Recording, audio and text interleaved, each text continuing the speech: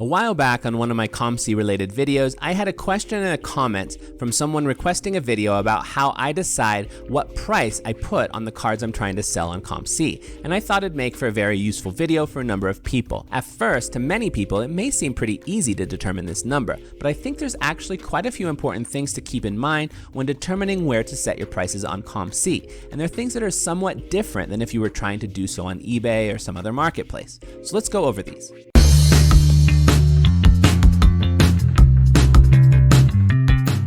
Now, of course, most of you will already know that nowadays the most common way to determine the market value for a card is based on the most recent previous sales on eBay. And while I'm not necessarily a fan of that being far and away the main and only way we figure out the current market value of cards, it is what it is for now, so yeah. That being said, that doesn't mean the best way to price your items on COMC is just to look at what the going price is on eBay and then charge that amount on COMC. It's not always quite as straightforward as that. There are plenty of occasions where on COMC, sellers are competing with each other and the going price on COMC might be some percentage below recent eBay comps. Let's say, for example, there's a card that's been selling for $50 on eBay, but over on COMC, perhaps there's a handful of cards for $45 or something like this.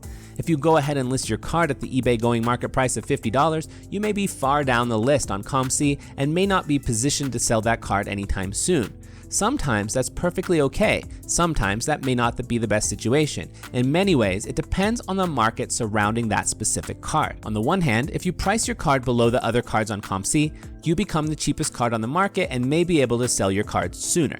That being said, that isn't always necessarily the best idea either. Again, in many ways, it depends on the card. The way that I think about it is, if it's a card that does not sell often, if I'm still making enough money on it to be okay with listing it as the lowest price on COMC, then even if it is a bit below eBay comps, I'll likely go ahead and just do that. If on the other hand, there's another card that's way 50%, 100% below eBay comps, well 100% can't be that, but way below eBay comps, I might actually just choose to buy that card, open up that space, and then list my card as the lowest card on COMC. Again, this is for a card that doesn't sell on COMC that often, or if it's a card that I don't necessarily have faith in for the long term. For a card like that, I'd rather be the cheapest card on the COMC platform rather than the 5th or 6th or something down the list. Unless the previous 5 cards are really just obviously terrible condition or something like that, because if I'm further down the list for a card like this, I'd very likely have to wait a very long time before my card ever sells,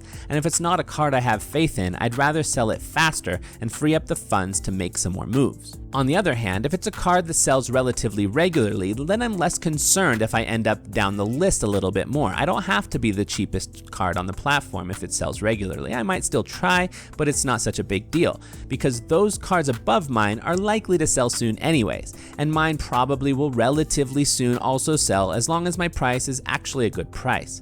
But there's an asterisk to consider here that I always make sure is in my thought process as well. If the card is from a brand new set, and there's likely to be a lot more of that card put into the system over the upcoming months, then I'm much more likely to want to sell it sooner, and thus I'll try to make my card the lowest price on the platform right away, even if it is a decent amount less than what it's going for over on eBay. I don't want to have that card up for some price, and then suddenly a flood of that same card enters COMC, and dozens of cards are undercutting my price. I either want to sell it quick before that flood begins, or I want to price it at a price that will likely still be a very good deal for someone, even if a flood like that did happen. Otherwise, I risk getting my card buried in that flood. Another thing I keep in mind when determining the price I should set for one of my cards on COMC is related to what I see that card doing in the future.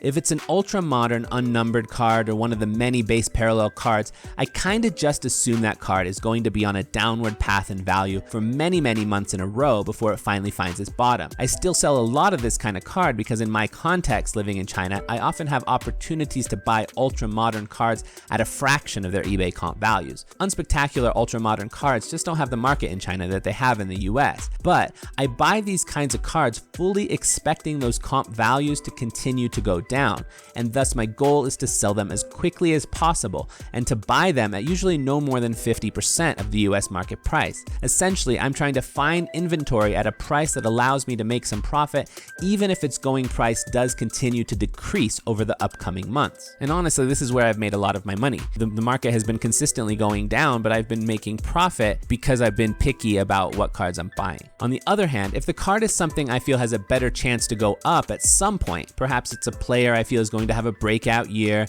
and it's like a short printed rookie auto or a game used patch or from a premium set like National Treasures or something like that, that makes me feel it has a better chance to have stronger demand down the road a bit, then I'm less eager to sell immediately. For cards like that, I don't necessarily try to compete with the lowest going price on COMC. For cards like that, I sometimes might even price them slightly above their eBay comps, or just not put them up for sale yet and wait for a little while, if I feel that they're the kind of card that will see some increase later. If I prove to be wrong about it later, I can always change the price to lower later, but I don't feel the need to rush in offloading cards like this that I see real potential in. If I really like the potential of the card, I may even be willing to buy up some of the lower priced versions of that same card that are already up for sale on COMC, especially if they're going for less than other normal eBay comps, which does happen a decent amount on COMC. The other piece of information I use to determine what price to list my cards at on COMC is how much I have in on that card. Now, there's a balance with this one here.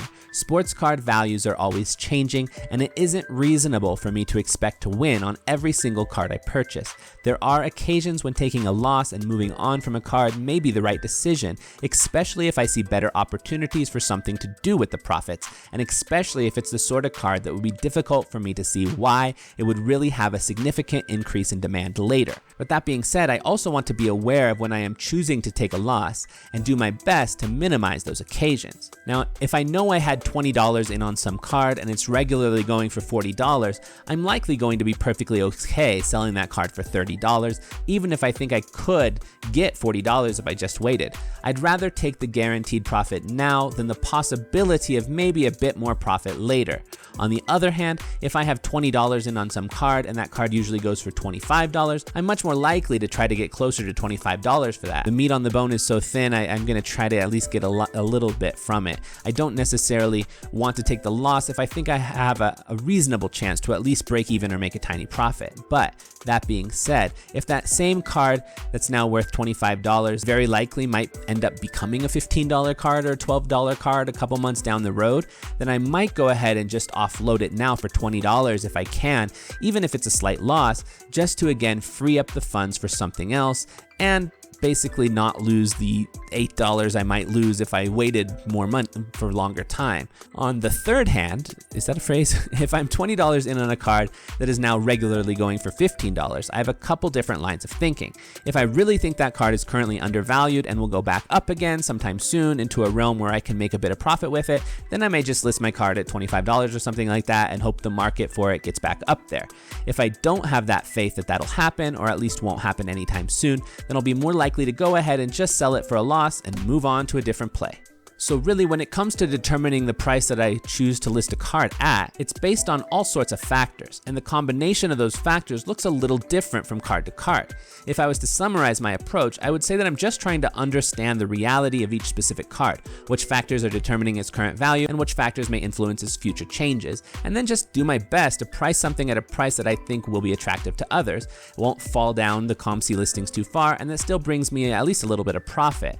It might look slightly different for each card, but I find that if I have the habit of being mindful about why I choose a specific price, I'm almost training myself to think through things in a way that helps me to make better decisions when I purchase cards as well. And another thing, when I'm doing this, one other thing I think about sometimes is, who is my end buyer? If this is the kind of card that's most likely going to be for a flipper, then I want to leave some meat on the bone. I want to leave a gap, a space where the buyer might be able to buy it and still flip it for a profit if possible, because then that card is more likely to be sold. If it's a card, on the other hand, that's not likely to be a flipped card and more likely to just go to a collector, then the idea of leaving a bit on the bone is not so important. I might still, I like to try to give people, a decent deal whenever I can, if I can still make a bit of profit from it.